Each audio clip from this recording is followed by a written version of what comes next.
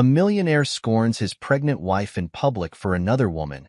Years later hello, welcome, enjoy, subscribe, and activate notifications. In the gleaming morning sun, the windows of the skyscraper shimmered blindingly at the 50th floor. John Marshall surveyed the sprawling city below with a contented smirk.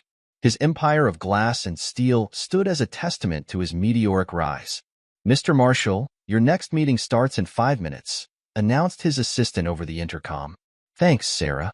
I'll be there shortly," replied John, adjusting his silk tie as he headed toward the conference room. Flashes of memory invaded his mind. John saw himself again as an ambitious young graduate, determined to conquer Silicon Valley. "You won't last a week here, kid," scoffed an older colleague. Clenching his fists, John remembered the rage and determination those words sparked. "Look at me now," he muttered to himself, a cold gleam in his eyes. Miles away, in a luxurious apartment overlooking Golden Gate Park, Anna Marshall prepared to go out. Her hands trembled slightly as she applied her lipstick. "You can do this, Anna," she told her reflection. "It's just lunch with your husband." But it wasn't just any lunch, and she knew it. Anna touched her still flat belly, where a secret grew that could change everything. "How will I tell him?" she whispered, anxiety tightening her chest. Back at the office, John closed another multimillion-dollar deal. "Congratulations, John," said one of the executives, shaking his hand. "You just added another jewel to your crown." John smiled, but the warmth didn't reach his eyes. "That's what we're here for, isn't it? To build empires." Meanwhile, Anna entered the mall, her heart pounding. She looked at the gleaming storefronts, remembering how John used to surprise her with gifts in the early years of their marriage. "Mrs. Anna," called a smiling saleswoman, "we have some new pieces that would look perfect on you." Anna forced a smile. "Thank you, but not today. I'm just waiting for my husband for lunch." The saleswoman nodded understandingly. "Of course, enjoy your lunch." Anna walked toward the restaurant, her hands protectively over her belly. She took a deep breath, gathering courage. "It's now or never," she murmured to herself as she entered. The maitre d' greeted her with a smile. "Mrs. Marshall, welcome. Your husband has not arrived yet, but your table is ready." Anna nodded and followed him. As she sat down, her mind wandered to the future. She imagined a baby in her arms, John's proud smile, a happy family. But a persistent voice in her head whispered doubts. John was always so busy, so focused on his empire. Would there be room for a baby in his life? Anna checked her watch, nervous. John was late, as usual. She picked up the menu more to occupy her hands than from real hunger. "You can do this," she repeated to herself. "You'll be a family. Everything will be fine." Little did she know that in a few minutes her world would turn upside down, and the glass empire that John had built would begin to show its first cracks. Anna tapped her fingers on the table, her gaze alternating between the restaurant entrance and the watch on her wrist. John was late, as usual. She sighed, trying to calm her nerves. Then she saw him, but he was not alone. John entered the mall, his imposing figure drawing looks. At his side, a dazzling woman laughed at something he said, her hand resting casually on his arm. Anna's blood froze in her veins. She recognized the woman immediately, Maria, the new executive at John's company. "It can't be," she murmured in disbelief. Unable to contain herself, Anna stood and walked toward the entrance of the restaurant, her eyes fixed on the approaching couple. "John," she called, her voice trembling slightly.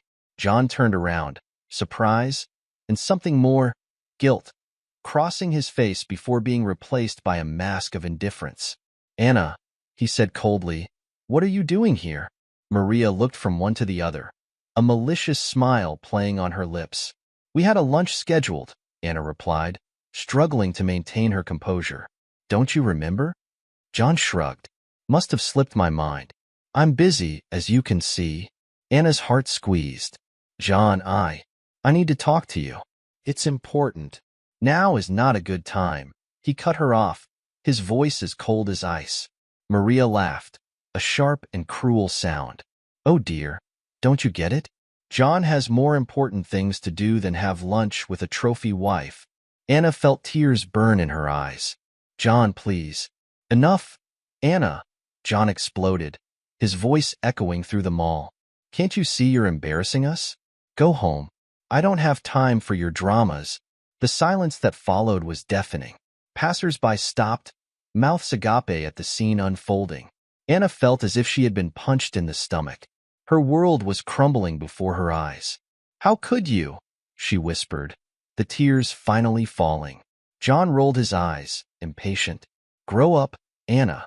That's how the real world works. Now, if you'll excuse us. He made to move past her, Maria still clinging to his arm, a triumphant smile on her face. It was too much for Anna. With a choked ah, she turned and ran, pushing people out of her way, desperate to escape the nightmare. Oh my God, did you see that? Whispered a woman to her friend. Poor woman, another replied, casting a disdainful look at John. A middle-aged man stepped forward, clear indignation on his face. Man, that's not right. Your wife deserves more respect. John ignored him, his cold eyes following Anna's fleeing figure for a moment before turning to Maria. Let's go, he said, leading her away from the crowd that was forming. Anna ran aimlessly, her tears clouding her vision. She bumped into people, tripped over her own feet, but did not stop. Are you okay, ma'am? Asked a security guard, concerned. She just shook her head, unable to speak, and continued running. Finally, Anna found herself outside the mall, the cold air of San Francisco hitting her tear-stained face. She stopped, gasping, a hand resting instinctively on her belly. Oh God, she sobbed. What am I going to do now? Inside the mall, people continued talking about the scene they had witnessed. Did you see his face? Not a hint of remorse, said a teenager to her friends. Men like him never change, replied an older woman, shaking her head sadly. Meanwhile, John and Maria exited the mall, seemingly oblivious to the tumult they had caused. Well, that was interesting, Maria commented, a malicious smile on her lips. John shrugged, his face a mask of indifference. She'll get over it. She always does. But as he climbed into his luxurious car, a small voice at the back of his mind whispered that maybe this time he had gone too far. Anna, alone on the crowded sidewalk of San Francisco, hugged herself, feeling more lost and alone than ever. The dream of a happy family she had nurtured just hours earlier now lay in pieces at her feet. With one last look at the mall, she turned and began to walk, not knowing where she was going, but certain she could not go back. Anna entered her apartment, closing the door behind her with a soft click. The silence enveloped her, only broken by the ticking of the clock on the wall. She slid to the floor, her back against the door, and finally let the sobs take over. The memories came unrelenting. She remembered 5 years ago. John, where are we going? Laughed Anna, her eyes blindfolded. Patience, love, John replied, guiding her gently. We're almost there. When he removed the blindfold, Anna gasped. They were at the top of the Empire State Building, New York City sparkling below. Anna, John said, will you make me the happiest man in the world by marrying me? The contrast between that memory and the current reality was too painful. Anna slowly got up, staggering toward the bedroom. Her eyes landed on the wedding photo on the nightstand. John was looking at her with so much love in that image. Where had that man gone? With trembling hands, Anna opened the closet and pulled out a suitcase. Each garment she placed inside felt like a piece of her heart being ripped out. I can't stay here anymore, she murmured to herself, silent tears rolling down her face. She stopped in front of the desk, picking up a pen and paper. The words flowed, a mix of pain, disappointment, and a glimmer of hope for the uncertain future. John, when we got married, I promised to be by your side in joy and in sorrow, but I never imagined that the sorrow would come from you. Today I saw in your eyes that the man I fell in love with no longer exists. Maybe he never really did. I can't keep living a lie. I'm leaving, taking not only my shattered hopes, but also a new life. Yes, John, I'm pregnant. Maybe someday you'll understand what you've lost. Until then, goodbye. Anna. She folded the letter, leaving it on the perfectly made bed. With one last look at the apartment that once felt like home, Anna picked up her suitcase and left. Hours later, John entered the apartment, loosening his tie. "Anna," he called, his voice echoing in the silence. Frowning, he walked through the rooms until he reached the bedroom. His eyes immediately noticed the letter on the bed. As he read it, his face went from confusion to shock and finally to anger. He crumpled the paper, throwing it against the wall. "Damn it, Anna," he yelled at the empty room. "You can't just walk out like that." But she could, and she did. The sound of applause echoed in the luxurious hall. John Marshall, impeccable in his Armani suit, smiled at the crowd of executives and celebrities surrounding him. He had just closed the biggest deal of his career, cementing his empire and his status as the king of Silicon Valley. "A toast to John Marshall," exclaimed the CEO of a rival company, raising his champagne glass. "The man who transformed the industry." Glasses clinked and John drank the bubbly liquid flowing down his throat, but the taste was bitter and the smile on his face didn't reach his eyes. Hours later, John entered his luxury apartment, loosening his tie. Maria followed him, staggering slightly on her high heels.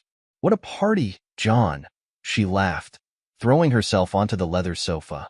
"Did you see the faces of those fools when you announced the merger? Priceless." John only grunted in response, pouring himself a whiskey. Maria frowned.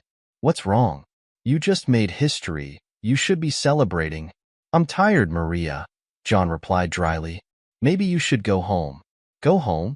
Maria stood up, indignant. "I thought I'd be staying here tonight. After all, we should be celebrating, right?" John looked at her, suddenly irritated by her presence. "Look, I really need to be alone now. We can talk tomorrow." Maria looked at him incredulously. "Are you kicking me out after everything we've been through together?" "It's not that, it's just that." "No, I understand perfectly," Maria interrupted, grabbing her purse. "You got what you wanted, and now you don't need me anymore, right?" Before John could respond, she was gone, slamming the door behind her. The silence that followed was deafening. John walked to the window, watching the city that never sleeps below. Millions of lives continued, oblivious to the drama unfolding at the top of that skyscraper. His eyes landed on a photo on the shelf, him and Anna on their wedding day. She was radiant, and even in the photo, the love in her eyes was palpable. John picked up the frame, his thumb brushing Anna's face. "What have I done?" he murmured to himself. In the days that followed, John dove even deeper into work. Endless meetings, aggressive negotiations, nights spent at the office. He was determined to fill the void he felt with more success, more money, more power. One particularly stressful afternoon, his assistant entered his office, hesitant. "Mr. Marshall, there's a man here to see you. He says he's an old friend." John frowned. "I don't have old friends. Send him away." But before the assistant could respond, the door opened and a middle-aged man walked in. "John, long time no see," the man exclaimed, smiling. John looked at him, confused. "I'm sorry, but who are you?" The man's smile faltered. "John, it's me, Michael. We were roommates in college, remember?" A flicker of recognition passed through John's eyes. "Michael, what are you doing here?" "I'm in town on business and thought I'd stop by to see how you were," Michael replied, sitting down. "I heard about your success." "Congratulations." John nodded, uncomfortable. "Thanks. How have you been?" Can't complain," Michael smiled. "Business is good. The kids are growing. Sarah sends her regards, by the way." "How's Anna?" The name dropped like a bomb in the office. John felt his stomach tighten. "Anna and we're separated." Michael looked at him in surprise. "Oh, John, I'm sorry. You two seemed so happy together." John looked away, unable to face the compassion in his old friend's eyes. "Things change," he said dryly. Sensing John's discomfort, Michael stood up. "Well, it was good to see you, John. If you need to talk." "Thanks for the visit, Michael," John interrupted, standing to see him to the door. When Michael left, John found himself alone again in his vast office. The walls covered in awards and accolades seemed to mock him. That night, back in the penthouse, John opened a bottle of very expensive whiskey. He sat on the sofa, glass in one hand and the remote control in the other. On the state-of-the-art television, Images of his business conquests played out. "John Marshall, the business genius," exclaimed a presenter. "The man who has it all," said another. John laughed bitterly, draining the contents of the glass. Everything.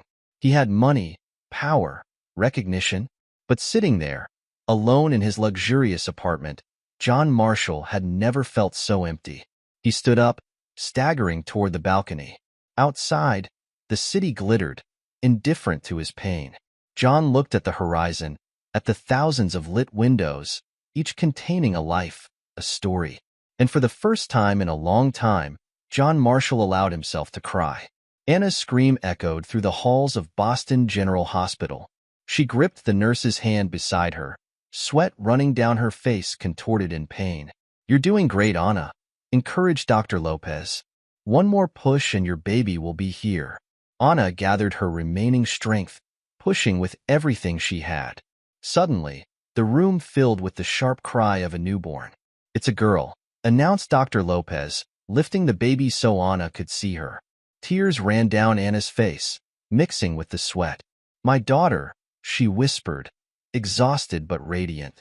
As the nurses cleaned and weighed Sophia, Anna couldn't take her eyes off her daughter. She was perfect, with a tuft of dark hair and blue eyes that reminded her of John. John. The name brought a pang of pain to her heart. He should have been there, sharing this moment, but she pushed the thought away, focusing on the tiny life she had just brought into the world. The days that followed were a mix of joy and exhaustion. Anna, now at home with Sophia, discovered the challenges of being a single mother. "Sure, it's okay, my love," she murmured, rocking Sophia at 3 in the morning. The baby cried incessantly, and Anna felt completely lost. At that moment, the doorbell rang. Confused, Anna went to the door, still cradling Sophia.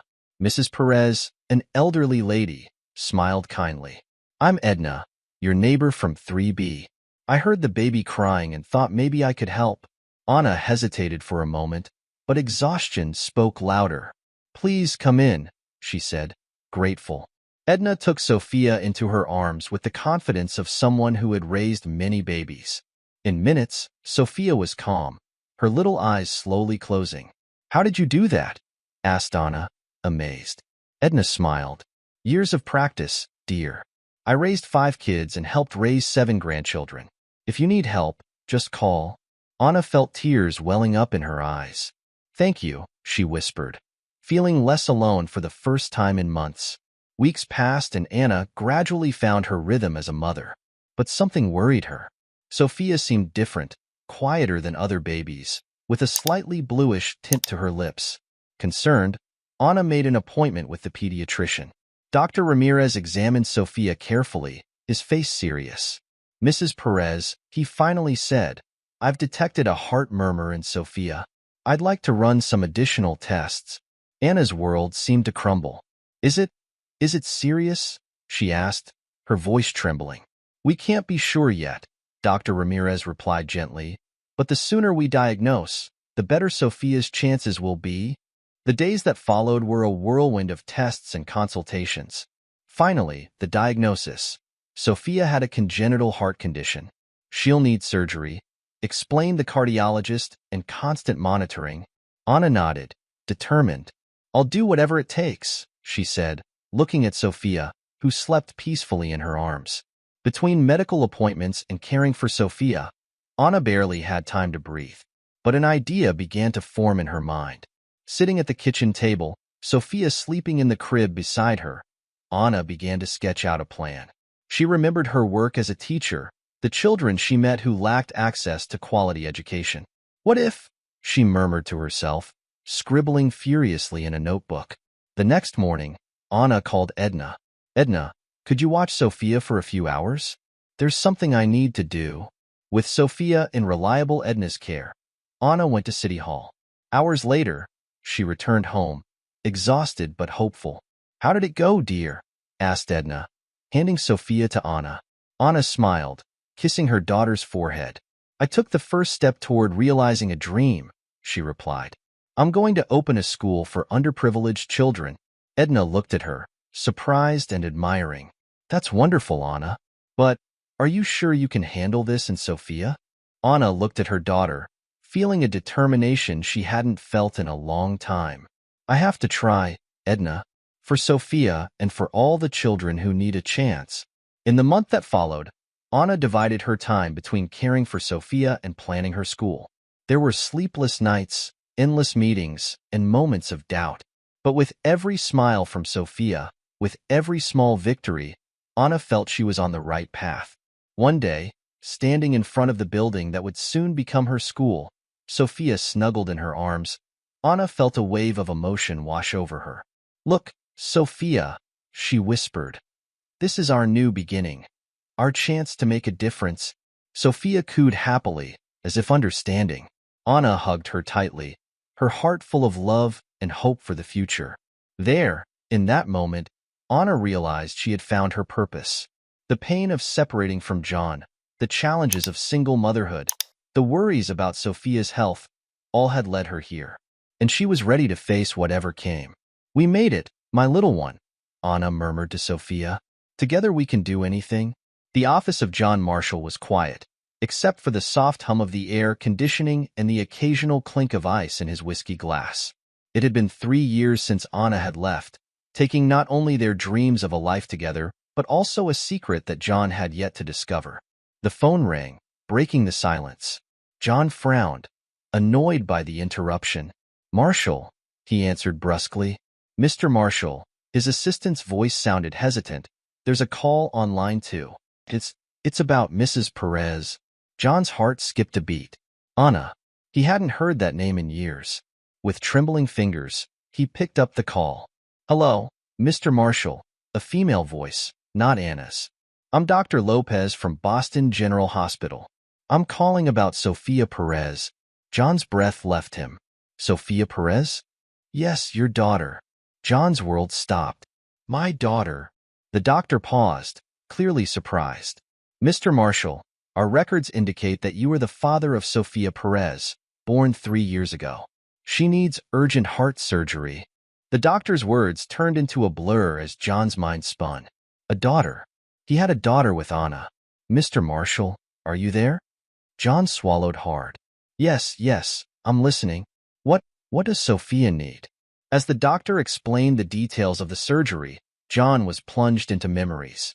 5 years ago. "John, do you want to have kids?"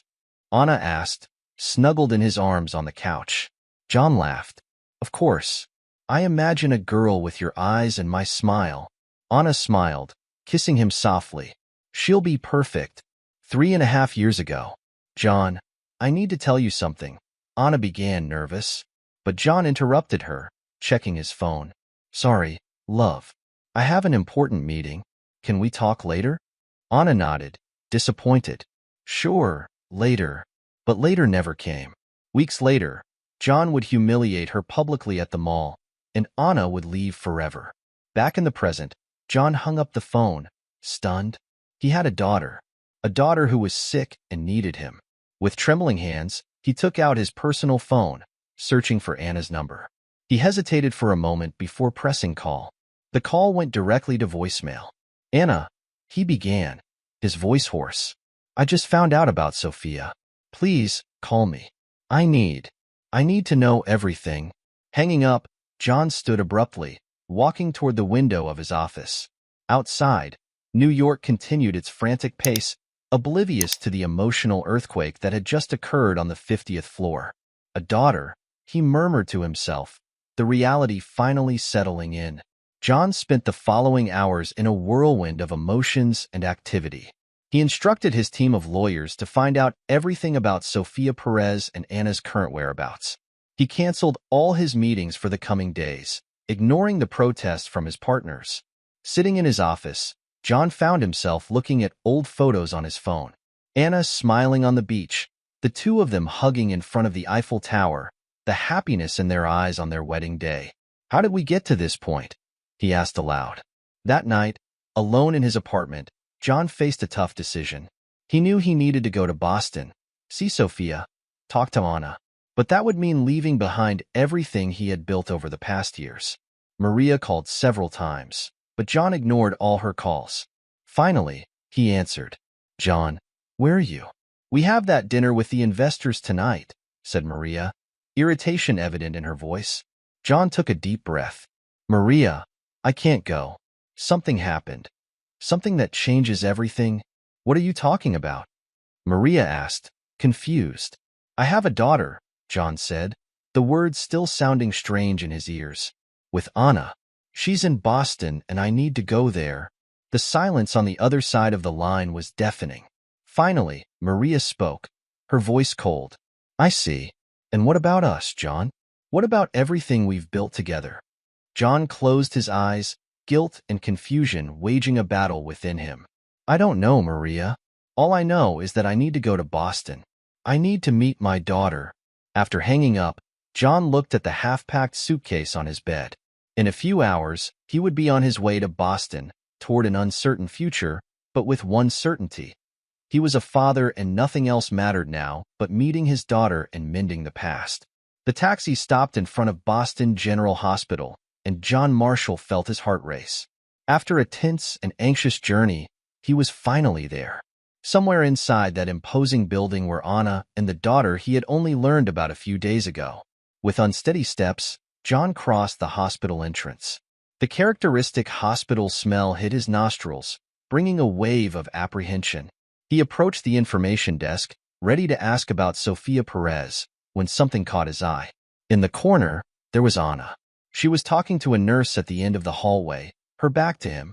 Her hair was shorter than John remembered, and there was a new tension in her shoulders. Beside her, holding her hand, was a small figure that made John's heart stop for a moment. Sophia, his daughter. The girl was the image of Anna, with the same golden curls and pert nose. But when she turned her face, John saw his own blue eyes looking around with curiosity. For a long moment, John stood paralyzed, unable to move or call out. It was as if time had stopped and he was trapped in that instant, watching the life he could have had, the family he didn't know existed. It was Sophia who noticed him first.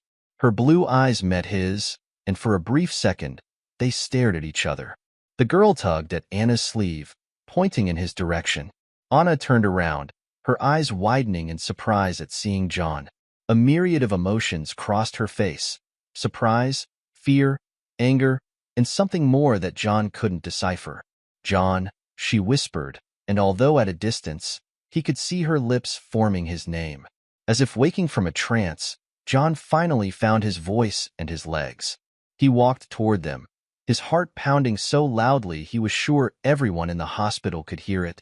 Anna, he said, his voice hoarse with emotion as he finally got close enough. Anna instinctively pulled Sophia closer, as if to protect her, her eyes filled with unshed tears. How did you find out? She asked, her voice a mix of fear and defiance. The hospital called me, John replied, his eyes moving between Anna and Sophia. They needed my authorization for the surgery. Anna closed her eyes for a moment, as if gathering strength. When she opened them again, there was fierce determination in them. Let's talk in private, she said, glancing significantly at Sophia. John nodded, following Anna to an empty waiting room. Sophia stayed with the nurse, her curious eyes following the adults. As soon as the door closed behind them, Anna turned to John, her emotions finally overflowing. How dare you show up like this? She hissed, years of bitterness and anger in her voice. After everything that happened, do you think you can just come back in? Anna, please, John interrupted, his own voice shaking. I know I made terrible mistakes, but I didn't know. Why didn't you tell me about Sophia? Anna laughed bitterly. Tell you when, John? When you were too busy with your meetings, or maybe when you publicly humiliated me at that mall? John felt each word like a stab. I'm sorry, he said, knowing the words were inadequate. I was a fool, but now I want to do the right thing for Sophia. Anna studied him for a long moment, as if trying to gauge his sincerity. Finally, she sighed, the anger giving way to weariness. Sophia has a congenital heart condition, she said softly. She needs surgery. That's why we're here. John felt the world spinning around him. His daughter, the girl he had just discovered, was seriously ill. What can we do? He asked, his voice barely above a whisper. Anna looked at him, surprised by his use of we. The doctors say the surgery has good chances of success, but it's expensive and recovery will be long. John nodded, determination replacing shock in his eyes. I'll pay for everything. Anything Sophia needs. For a moment, Anna seemed about to argue, but then nodded. Thank you, she said simply. There was a soft knock on the door, and the nurse entered with Sophia. The girl looked timidly at John, partially hiding behind Anna's legs. John knelt to Sophia's level. Hello, Sophia, he said softly. I'm your dad. Sophia studied him for a moment before offering a small smile. Hi, she said softly. John felt his heart melt. He tentatively extended his hand, and after a moment of hesitation, Sophia took it. Anna watched the scene, a complex mix of emotions on her face. Anger for John's years of absence, pain for past mistakes, confusion about what his presence meant for the future. But also, buried under all those layers, a small flicker of hope. As John awkwardly talked with Sophia, asking about her favorite colors and animals, Anna allowed herself, just for a moment, to imagine a different future than the one she had planned. A future where perhaps they could be a family. But then reality intruded, and Anna pushed those thoughts away. There was much to discuss, much to resolve. For now, she would focus on what was most important, Sophia's health. The rest, well, the rest would have to wait. In the days that followed, John became a constant presence at the hospital. He spent hours by Sophia's bedside, trying to make up for lost time. What's your favorite color, Sophia? John asked, holding a coloring book.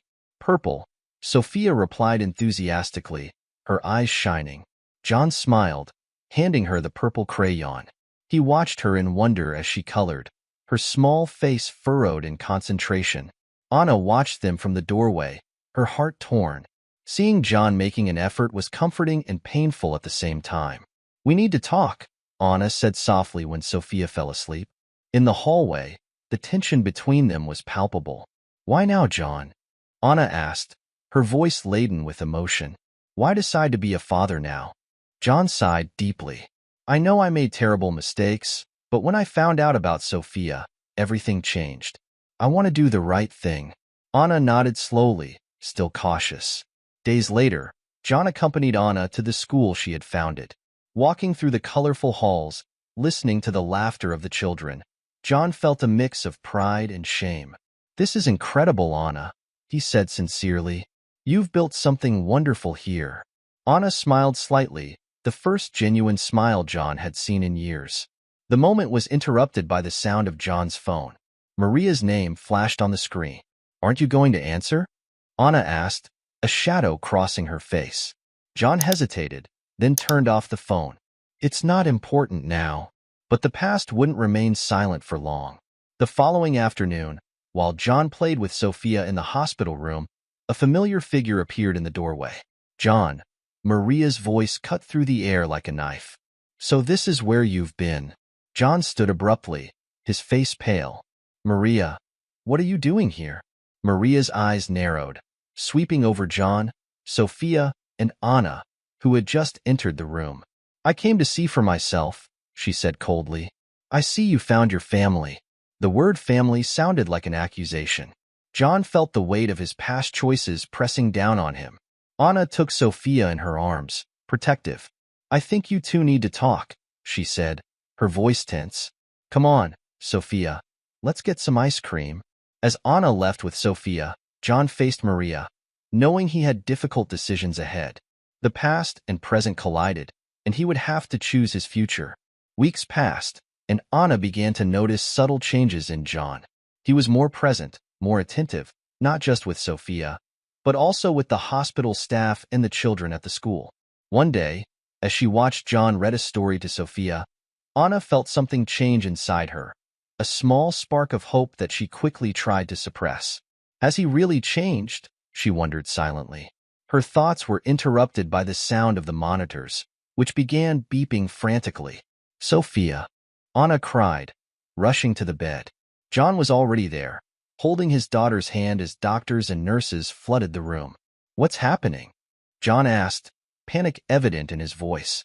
She's having a severe arrhythmia, a doctor explained quickly. We need to stabilize her. The hours that followed were the longest in Anna and John's lives. They waited together in the waiting room, their fear uniting them in a way they hadn't felt in years. John took Anna's hand, squeezing it gently. "She'll be okay," he whispered, more to himself than to Anna. Anna looked at their intertwined hands, a whirlwind of emotions passing through her. For the first time in a long time, she didn't pull away. Finally, the doctor came out, looking exhausted but relieved. "We've stabilized her. Sophia is out of danger for now." Relief flooded them, and without thinking, Anna threw herself into John's arms. For a moment, they stayed that way, united by their concern and love for their daughter. When Anna pulled away, there was a new vulnerability in her eyes. "John, But before she could finish, Maria appeared in the hallway, her heels echoing on the linoleum floor. "John, we need to talk," she said, her tone urgent. Anna immediately withdrew, her defenses rising again. John looked between the two women, clearly divided. "Go," Anna said coldly. "Sophia is stable now." John hesitated, but followed Maria to a secluded corner. Anna couldn't hear what they were saying, but John's expression grew increasingly somber. When he returned, he looked defeated. "Anna, there's something you need to know," Maria interrupted, her voice cutting. "Let me tell it, John. After all, I've been there the whole time." What followed was a revelation of secrets and lies from John's past that Anna could never have imagined. Each word was like a knife, shredding the newly rebuilt trust. Anna felt her world crumble once more. Without a word, she turned and entered Sophia's room, closing the door behind her. John stood in the hallway, torn between following Anna and dealing with the consequences of his past with Maria. The weight of his choices had never been heavier. John stared at his reflection in the hospital bathroom mirror, the weight of his decision reflected in his eyes. He knew what he had to do. Emerging, he found Maria in the hallway. "It's over," he said firmly. "I'm going to do the right thing, no matter the cost." Maria looked at him with disdain. "Are you throwing everything away for them?" "No," John replied. "For me, for the person I want to be." John entered the hospital boardroom, where his company's board awaited him via video conference. "Gentlemen," he began, "I'm resigning from the company. Additionally, I'm donating my shares to fund Anna's school and Sophia's treatment." Chaos erupted on the screen, but John turned off the call. Exiting, he found Anna. "I heard everything," she said, her eyes wide. "John, why?" "Because some things are more important than money or power," he replied, looking at Sophia through the hospital room window. Anna felt the last barriers in her heart crumble. "Thank you," she whispered. Months later, Sophia ran across the playground at Anna's school, fully recovered. John chased her, both laughing. Anna watched them, a smile on her lips. John approached, wrapping her in an embrace. "Now we're a family," he said softly. Anna nodded, finally at peace. "Yes, we are." As the sun set, the three walked home together, leaving behind the shadows of the past and embracing a future filled with love, forgiveness, and second chances. John looked at Anna and Sophia, his heart overflowing with gratitude. He had paid a high price for his mistakes, but what he gained in return was priceless. He finally understood the true meaning of success and happiness. I sincerely hope you enjoyed the story. I'm sure the next video appearing on your screen will also move you. Don't forget to subscribe to the channel, give it a like, and activate the notification bell so you don't miss our upcoming videos. A big kiss and see you in the next story.